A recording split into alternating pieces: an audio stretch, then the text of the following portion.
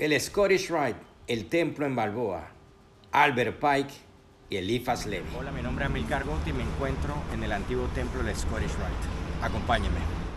Antes de adentrarnos al templo, primero debemos comenzar con qué es el Scottish Rite. Y para eso debemos regresar en el tiempo.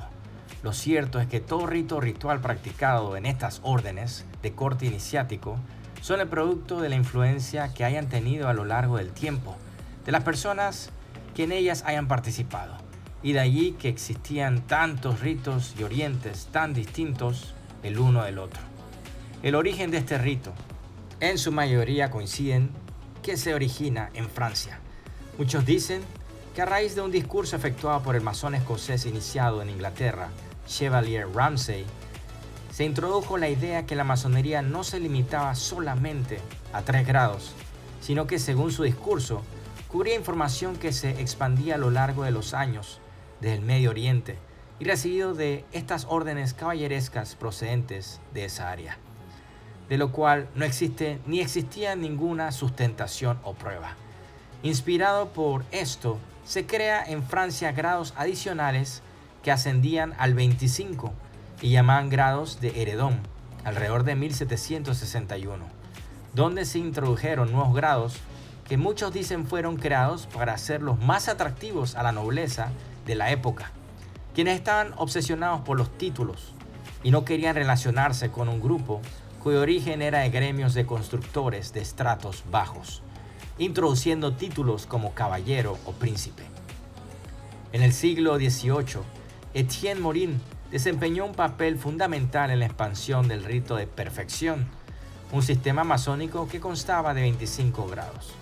Morin recibió autoridad para propagar este rito alrededor de 1761, tras la organización formal del sistema en Francia mediante las llamadas Constituciones de Burdeos. A partir de 1762 y 63, comenzó su labor de difusión fuera de Europa. El rito pasó primero desde Francia hacia el Caribe, especialmente en Jamaica, donde Morin estableció contactos con masones locales. Posteriormente, su influencia fue particularmente importante en Saint-Dominique, actual Haití, donde organizó y consolidó los llamados altos grados. Desde el Caribe, el rito continuó su expansión hacia Estados Unidos. Finalmente, en 1801, en la ciudad de Charleston, se estableció el Supremo Consejo, que amplió el sistema a 33 grados, dando origen al rito escocés antiguo y aceptado. De esta manera, la labor de Morin fue decisiva para que el rito de perfección se difundiera por América y evolucionara en la forma que hoy se conoce. Es importante mencionar que durante el siglo XIX en el continente americano eran los supremos consejos los que daban carta patente para que las logias pudieran operar, razón por la cual en América Latina nos encontramos con muchas logias, cuyo ritual tiene una gran influencia del rito escocés antiguo y aceptado, y cuyos 3 primeros grados presentan dicha influencia, porque inicialmente ellos también incluían los primeros 3 grados de la masonería. En el caso de Panamá, por ejemplo, las logias del siglo XIX estaban bajo la jurisdicción del Supremo Consejo de Cartagena. Aquí vale la pena mencionar que esto cambió cuando en el siglo XIX se llevó a cabo el convento de Lausana, una asamblea masónica internacional que tuvo lugar en Suiza, donde se establecieron ciertos parámetros y se decidió, entre varias cosas, que los ritos escoceses antiguos y aceptados de los supremos consejos ya no incluirían los 3 primeros grados y trabajarían a partir del 4º en adelante. Sin embargo, ya muchas logias habían adoptado rituales desde el primero con esa influencia y aún la conservan. Aquí es importante hacer un alto y mencionar una figura muy importante, Albert Pike, figura polémica pero trascendental en esta historia. Albert Pike fue un intelectual estadounidense, abogado del siglo XIX que dominaba varios idiomas. Ejerció en su área y sirvió como oficial de ejército confederado durante la Guerra Civil de Estados Unidos.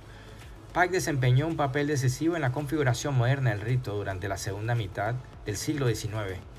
En 1859 asumió el cargo de soberano gran comendador del Supremo Consejo del Sur, con sede en Charleston, posición que ocupó hasta su muerte en 1891. Emprendió una profunda revisión y reestructuración de los rituales, especialmente de los grados 4 al 32, dotándolos de mayor coherencia filosófica, simbólica y doctrinal. Su trabajo ha sido uno de los más difundidos y citados por los detractores de la masonería.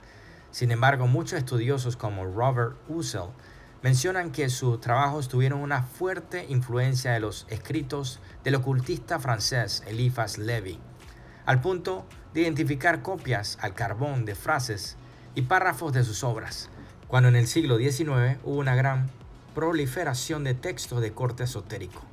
Inclusive Ussel menciona que en su investigación trabajó también con el escritor y masón Rex Hutchins, autor del famoso libro referente de este rito, A Bridge to Light.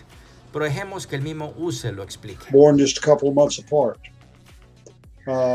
They did not meet as far as I know. There's no evidence that Lévy ever came to America. There's no evidence Pike ever visited France. And Lévy's writings were not yet translated into English when Pike was alive, although he was very good with languages, so translating the French works would not have been a problem for him. And History of Magic and Dogma and Ritual High Magic were copied repeatedly in Morals and Dogma. That would be called plagiarism today. But it was there were different standards applied during the time that Pike was alive. So just make sure I'm understanding you correctly. You're saying that Pike did indeed copy some of those things from Lévy. Oh yeah, absolutely. Right. There's no question about that. And Rex Hutchins, his books, he wrote Bridge to Light and Glossary to Morals and Dogma, and the Bible and Albert Pike's Morals and Dogma. He helped me cross-reference passages that Pike borrowed specifically from Lévy, and I was able to use that in my book. Pero ¿quién era Eliphas Lévy? Eliphas Lévy fue un escritor y ocultista francés del siglo XIX, formado inicialmente en la Iglesia Católica. Participó brevemente en la francmasonería y desarrolló estudios influenciados por la Cábala y otras corrientes esotéricas, y se le atribuye la representación moderna más conocida de Baphomet.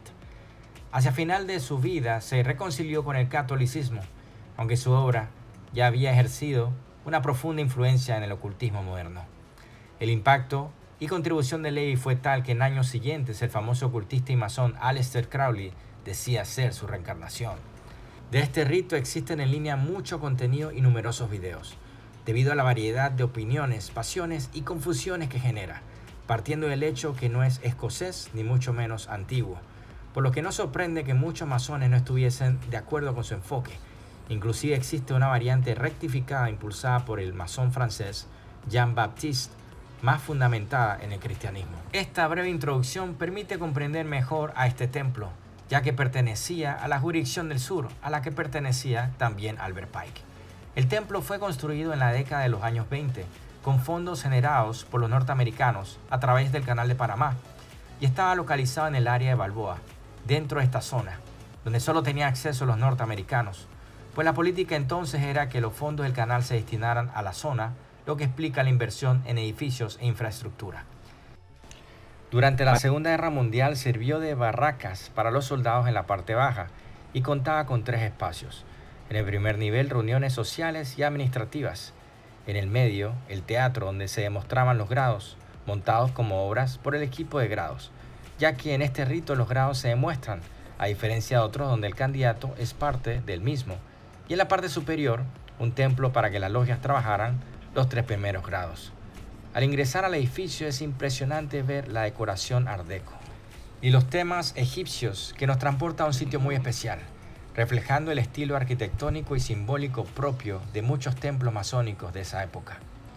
En la década de los 2010 el edificio fue desocupado y ahora es ocupado por un colegio, un teatro y en la parte superior por una academia de danza. Para las personas interesadas en visitar el edificio, les invito a seguir la cuenta del Teatro Inida para ver sus próximas funciones y así tener la oportunidad de visitar el sitio de primera mano.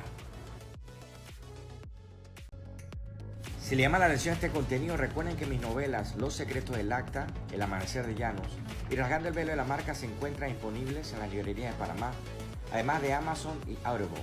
Pueden suscribirse a las cuentas de Instagram, TikTok, YouTube como Comics Occult Fan y también como Amílcar Gómez, escritor. Muchísimas gracias.